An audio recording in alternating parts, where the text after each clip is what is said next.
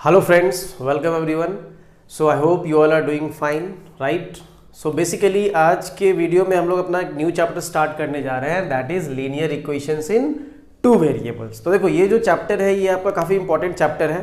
क्यों ऐसा क्यों? क्योंकि इसमें बोर्ड एग्जाम में बेसिकली टोटल 6 मार्क्स का क्वेश्चन आता है। कितने मार्क्स का? 6 मार्क्स का। ओके, तो 6 मार्क्स का क्वेश्चन आता है तो इंपॉर्टेंट चैप्टर है। और इसका बाइफर्केशन क्या है? देखो बाइफर्केशन है 1 मार्क्स का एक क्वेश्चन आएगा, ठीक है, 2 मार्क्स का एक क्वेश्चन आएगा, ठीक है, और 3 मार्क्स का भी एक क्वेश्चन आएगा। तो 3 मार्क्स और 2 5 मार्क्स और एक 6 मार्क्स। ओके, तो इसीलिए इससे हमें थोड़ा सा अच्छे से पढ़ना है। और बेसिकली जो चैप्टर है थोड़ा इजी चैप्टर है, ठीक है, तो अच्छे से पढ़ेंगे तो 6 मार्क्स इजीली स्कोर कर पाएंगे। चलो लेट्स स्टार्ट। सो बेसिकली इस चैप्टर में हमें क्या क्या पढ़ना है? सबसे पहले हम इंट्रोडक्शन पार्ट पढ़ेंगे कि लीनियर इक्वेशन क्या होता है, linear equation in two variable क्या होता है, उसका हम सॉल्यूशन कैसे निकालते हैं, सॉल्यूशन निकालने का क्या क्या तरीका होता है, वो सब देखेंगे, ठीक है। उसके बाद देखो, हाँ, उसके बाद जो मैंने आपको बोला सॉल्यूशन कैसे निकालते हैं, तो सॉल्यूशन ऑफ लीनियर इक्वेशन देखेंगे, जिसमें कि सबसे पहले क्या देखेंगे? ग्राफिकल मेथड को देखेंगे, ठीक है। और इस पे हमारा एक्सरसाइज 3.1 बेस्ड है, जिसके सारे क्वेश्चंस हम सॉल्व करेंगे। उसके बाद हम सॉल्यूशन देखेंगे अलजेब्रिक मेथड से, ठीक है। अलजेब्रिक मेथड में बेसिकली 2 मेथड होता है, सब्स्टिट्यूशन एंड एलिमिनेशन। तो सब्स्टिट्यूशन पे हमारा एक्सरसाइज 3.2 बेस्ड है, उसको देखेंगे, और एलिमिनेशन पे हमारा 3.3 बेस्ड है, फिर उसको देख के उसके सारे क्वेश्चंस को सॉल्व करेंगे, ठीक है। इतना हो जाने के बाद उसके बाद हम PYQ प्रीवियस ईयर्स में जितने भी क्वेश्चंस आए हैं उसको हम फिर बेसिकली सॉल्व करेंगे। और फिर PYQ सॉल्व करने के बाद फिर हम इंपॉर्टेंट क्वेश्चंस की ओर मूव करेंगे कि कौन कौन से प्रोबेबल क्वेश्चन जिससे ज़्यादातर एग्जाम में क्वेश्चन पूछे जाते हैं उस क्वेश्चंस को सॉल्व करेंगे। और यहाँ तक करने के बाद हमारा बोर्ड लेवल तक का ओके हो जाएगा, ठीक है। बोर्ड लेवल जो 10th का आपका बोर्ड लेवल है यहाँ तक ओके हो जाएगा, ठीक है। अब देखो उसके बाद जो है ये हम हायर लेवल क्वेश्चंस की ओर मूव करेंगे, जो बेसिकली क्या करेगा? देखो ओलंपियाड एग्जाम्स होते हैं, NTSA exam, other competitive exams, इसमें आपको हेल्प करेगा, ठीक है, और आपके लेवल को बढ़ाएगा। ये तो बोर्ड लेवल तक आपने कर लिया, that's it, that is great. पहला प्रायोरिटी यही होना चाहिए, ठीक है। बट उसके बाद आगे अगर आपने कुछ सोच रखा है तो उसके एग्जाम से, उसके पॉइंट ऑफ व्यू से हमें हायर लेवल क्वेश्चंस को भी देखना होगा और अपना जो लेवल है उसको बढ़ाना होगा। तो वो आपके ओलंपियाड, NTSC वगैरह में हेल्प करेंगे। एंड जिसको आगे चल के JEE, नीट या अदर स्टेट लेवल एग्जाम्स देने हैं उसके बेसिक्स का भी क्वेश्चंस इसमें इन्वॉल्व होगा, ठीक है। So that's it. अब हम लोग चैप्टर को स्टार्ट करते हैं। ये बेसिकली एक समरी था कि हम लोग कैसे मूव करेंगे, ठीक है। तो सबसे पहले हम कहाँ से स्टार्ट करेंगे? We will start from introduction part, ठीक है। चलो देखो, तो बेसिकली यहाँ जैसा कि आप देख सकते हो चैप्टर का नाम क्या है? The name of the chapter is linear equation, ठीक है। चैप्टर का नाम है linear equation in two variables. Very good. देखो सबसे पहले मैं यहाँ पे एक एक्सप्रेशन लिख रहा हूँ 2x + 3। बेसिकली इसको क्या बोलते हैं? This is called as expression, ठीक है। अब देखो एक्सप्रेशन क्या होता है? Expression is basically combination of constant, variable and operator. देखो ये आपका कांस्टेंट है 3, ये आपका ऑपरेटर है प्लस, और ये आपका वेरिएबल है। तो इन सभी के कॉम्बिनेशन को क्या बोलते हैं? एक्सप्रेशन। क्लियर? चलो अब देखो ये जो एक्सप्रेशन है, इसी एक्सप्रेशन में अगर हम इक्वल टू का साइन लगा देंगे और इक्वल टू समथिंग हो जाएगा, मतलब हमने क्या लगाया? हमने लगाया इक्वल्स टू का साइन। तो इक्वल्स टू का साइन लगाने के बाद ये जो एक्सप्रेशन था, ये एक्सप्रेशन हमारा क्या हो जाएगा? This expression becomes equation. I hope it is clear equation क्या होता है। क्लियर? अब हमें क्या पढ़ना है? Linear equation. देखो तो ये जो आप इक्वेशन देख रहे हो, ये इक्वेशन देख रहे हो, इसमें सबसे पहले हम वेरिएबल फाइंड करेंगे। क्या फाइंड करेंगे? वेरिएबल। तो इस इक्वेशन में वेरिएबल क्या है? x is the variable. Very good. अब x का पावर क्या है? देखो ये चेक करेंगे, तो यहाँ पे x का पावर कुछ नहीं है, कुछ नहीं है मतलब 1 रहता है। तो वेरिएबल, ये जो इक्वेशन है, इस इक्वेशन में वेरिएबल का पावर कितना है? 1 है, ठीक है। तो वैसा इक्वेशन जिसमें वेरिएबल का पावर 1 हो उसको हम बोलेंगे, we will say that as linear equation. उसको हम कहेंगे लीनियर इक्वेशन। तो इक्वेशन क्लियर है? परफेक्ट। लीनियर इक्वेशन क्लियर है, परफेक्ट। अब क्या है, in two variable, very good. चलो इस इक्वेशन की बात करते हैं। इसमें हमने वेरिएबल क्या फाइंड किया, एक्स। तो इसमें एक्स जो वेरिएबल है, कितना वेरिएबल है, मतलब वेरिएबल का नंबर कितना है, केवल एक ही वेरिएबल है, only one variable is there. और वो वेरिएबल क्या है, वो वेरिएबल हमारा है एक्स, ठीक है। बट हमें क्या पढ़ना है, linear equation in two variable, मतलब वैसा लीनियर इक्वेशन जिसमें दो वेरिएबल हो। तो देखो क्या हो सकता है, 2x प्लस, देखो एक वेरिएबल हो गया, इसमें हमें एक वेरिएबल और चाहिए, plus 3y is equal to 7। देखो एक वेरिएबल x हो गया, एक वेरिएबल y हो गया, और कंडीशन क्या है, दोनों लीनियर होना चाहिए। देखो इसका भी पावर 1, इसका भी power 1, so this is linear equation in two variable. I hope आपको इतना समझ में आ गया होगा। तो अब बेसिकली अगर हम ये linear equation in two variable का डिफिनीशन लिखना चाहे तो कैसे लिख सकते हैं, मतलब इसको अगर डिफाइन करना हो तो कैसे करेंगे, तो आइए वो भी देखते हैं। सो अगर हमें linear equation in two variable को डिफाइन करना हो, we will write any equation of the form, कौन से फॉर्म का रहना चाहिए, any equation of the form ax plus by plus c is equal to 0, where जहां पे a, b and c are real numbers, वो रियल नंबर्स होने चाहिए, ठीक है। And a will not be equal to 0 and b will not be equal to 0 is called linear equation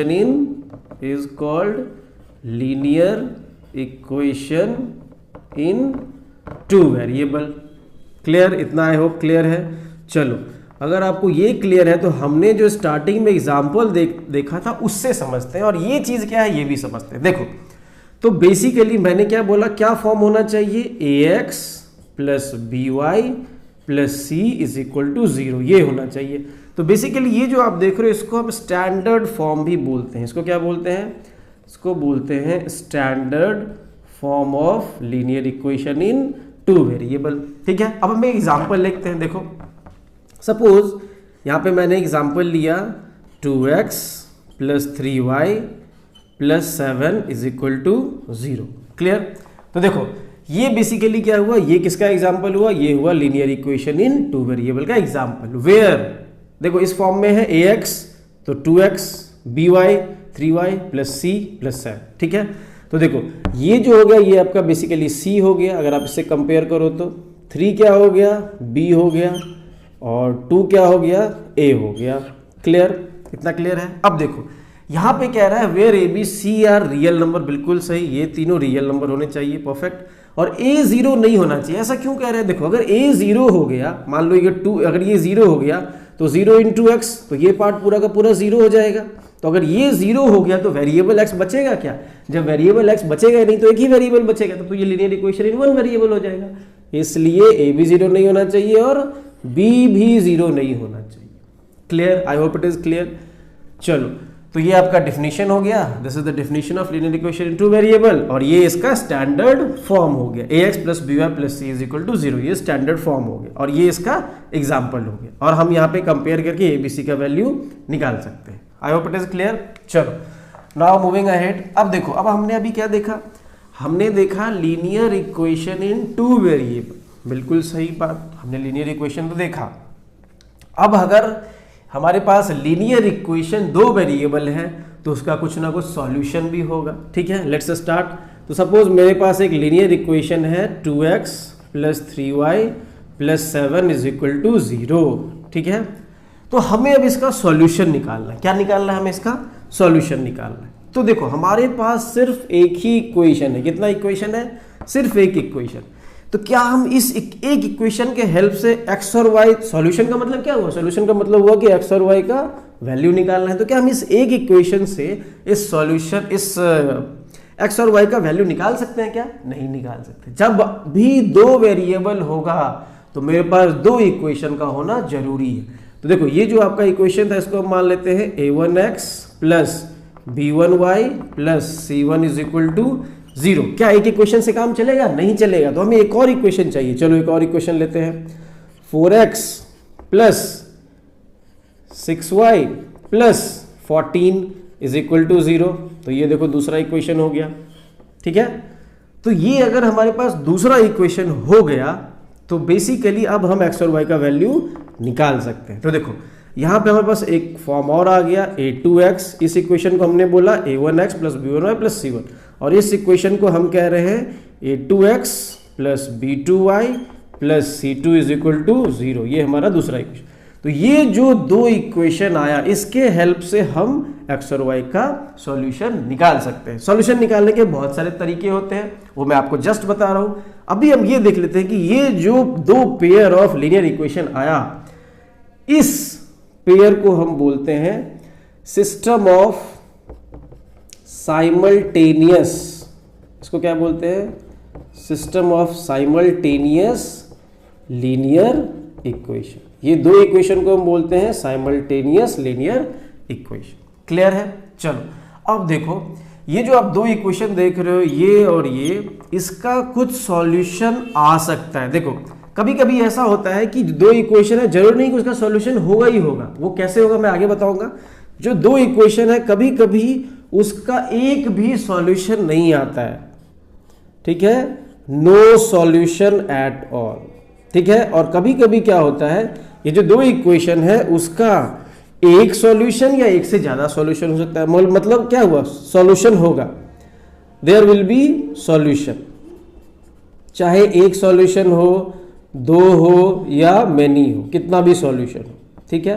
तो कहने का मतलब ये जो दो साइमल्टेनियस लीनियर इक्वेशन होगा उसका सॉल्यूशन नहीं भी हो सकता है और उसका सॉल्यूशन एक या उससे ज्यादा भी हो सकता है। अगर उस सिस्टम का कोई भी सॉल्यूशन नहीं होगा उसको हम बोलेंगे inconsistent system of linear equation, ठीक है। और अगर उसका सॉल्यूशन होगा, एक ही क्यों ना हो, बस सॉल्यूशन होना चाहिए, उसको हम बोलेंगे consistent system of linear equation. ये बहुत इंपॉर्टेंट चीज। क्लियर? चलो, तो अगर आपको इतना समझ में आ गया, then we can easily move to the methods of solving linear equation, ठीक है। तो अब हम लोग देखते हैं methods of finding solution of linear equation. देखो मेथड्स, किसके methods? Methods for finding, for लिखते हैं यहाँ, मेथड्स फॉर फाइंडिंग, क्या फाइंड करने के लिए? सॉल्यूशन। किसका? ऑफ लीनियर इक्वेशन का। अब वही पढ़ रहे हैं तो उसी का सॉल्यूशन निकालेंगे ना। चलो, तो बेसिकली हमारे पास दो मेथड्स हैं। कितने मेथड हैं? दो। पहला मेथड है ग्राफिकल मेथड, ग्राफिकल मेथड, ठीक है। और जो दूसरा मेथड है वो बेसिकली आपका अलजेब्रिक मेथड है। कौन सा है? अलजेब्रिक, ठीक है, अलजेब्रिक मेथड। अब देखो, जो ग्राफिकल मेथड है उसमें हमें बेसिकली जो भी इक्वेशन दिया रहेगा उसका हमें ग्राफ बना के उसको प्लॉट करके तब समझना पड़ेगा कि क्या उसका सॉल्यूशन होगा, ठीक है। और जो अलजेब्रिक मेथड है इसमें हमें कोई ग्राफ नहीं बनाना है, इसमें हमें मैथमेटिकली सॉल्व करना है। और इसमें भी दो, बेसिकली तीन थे, इसमें तीन मेथड होते हैं। पहला होता है सब्स्टिट्यूशन मेथड, ठीक है। दूसरा होता है एलिमिनेशन मेथड, ठीक है। और तीसरा एक पहले जो कि था, अभी तो हटा दिया गया है, क्रॉस मल्टीप्लिकेशन मेथड, ठीक है, क्रॉस मल्टीप्लिकेशन मेथड। देखो बेसिकली ये तीन मेथड है, तो हमें सब्स्टिट्यूशन और एलिमिनेशन पढ़ना है, क्रॉस मल्टीप्लिकेशन को हम लोग भी क्रॉस कर दे रहे हैं, ठीक है, ये नहीं पढ़ना है। चलो, तो बेसिकली ये दो तरीके से हम लोग फाइंड करेंगे। पहला ग्राफिकल मेथड, दूसरा अलजेब्रिक। अलजेब्रिक मेथड में भी सब्स्टिट्यूशन एंड एलिमिनेशन। तो सबसे पहले हम स्टार्ट करेंगे ग्राफिकल मेथड। ग्राफिकल मेथड से हम देखेंगे कि कैसे सॉल्यूशन फाइंड किया जाता है दो लीनियर इक्वेशन का, ठीक है। So let's start with graphical method, ठीक है, graphical method for finding solution of a linear equation. चलो ग्राफिकल मेथड समझते हैं। देखो, तो अगर मुझे दो लीनियर इक्वेशन का सॉल्यूशन निकालना है तो हमारे पास दो लीनियर इक्वेशन होना चाहिए। चलो दो लीनियर इक्वेशन ले लेते हैं। a1x plus b1y plus c1 is equal to 0। ये हमारा पहला इक्वेशन हो गया, ठीक है। और दूसरा इक्वेशन ले लेते हैं a2x plus b2y plus c2 is equal to 0। ये हमारा दूसरा इक्वेशन। अब हमारे पास दो इक्वेशन हो गया, दो वेरिएबल है x y, हमें इसका सॉल्यूशन निकालना है। Very good, perfect. चलो, तो बेसिकली यहाँ पे हम करेंगे क्या, देखो सबसे पहले हमें ये समझना है कि ये जो लीनियर इक्वेशन है, ये कौन सा इक्वेशन है, लीनियर इक्वेशन।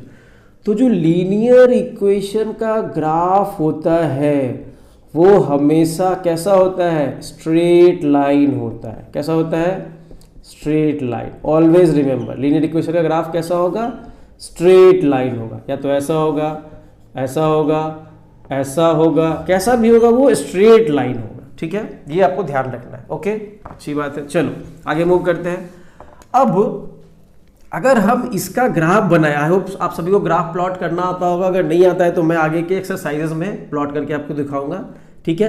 तो इसका ग्राफ, अगर ये जो पहला इक्वेशन है इसका हम ग्राफ बनाए तो कैसा ग्राफ होगा, इसका ग्राफ स्ट्रेट लाइन होगा बिल्कुल, ठीक है। और इसका ग्राफ भी कैसा होगा, वो भी स्ट्रेट लाइन होगा, ठीक है। तो मेरे पास दो स्ट्रेट लाइन आ गया, ये हमारे पास पहला स्ट्रेट लाइन आ गया और ये दूसरा स्ट्रेट, ये इस पहले वाले का ग्राफ, ये दूसरे वाले का ग्राफ, ओके। चलो वेरी गुड। अब देखो ये जो आपको दो स्ट्रेट लाइन मिला है, इसके तीन केस होते हैं ग्राफिकल मेथड में। कितने केस, तीन केस। कैसा कैसा केस हो सकता है देखते हैं। देखो ये जो दो स्ट्रेट लाइन है, ये दो स्ट्रेट लाइन ऐसा हो सकता है कि ये दोनों एक दूसरे को ऐसे करके कट कर दे एक पॉइंट पे, ठीक है। मतलब ये हमारा पहले इक्वेशन का ग्राफ था, ये दूसरे इक्वेशन का ग्राफ है, दोनों एक दूसरे को क्या कर दिया है, कट कर दिया है। तो इस टाइप के केस को बोलते हैं इंटरसेक्टिंग लाइंस। क्या बोलते हैं, इंटरसेक्टिंग लाइंस। और इंटरसेक्टिंग लाइंस में बेसिकली कितने पॉइंट पे कट किया है, देखो एक पॉइंट पे कट किया है तो इसका एक सॉल्यूशन होगा, तो उसको बोलते हैं यूनिक सॉल्यूशन। क्या बोलते हैं, यूनिक सॉल्यूशन, ठीक है।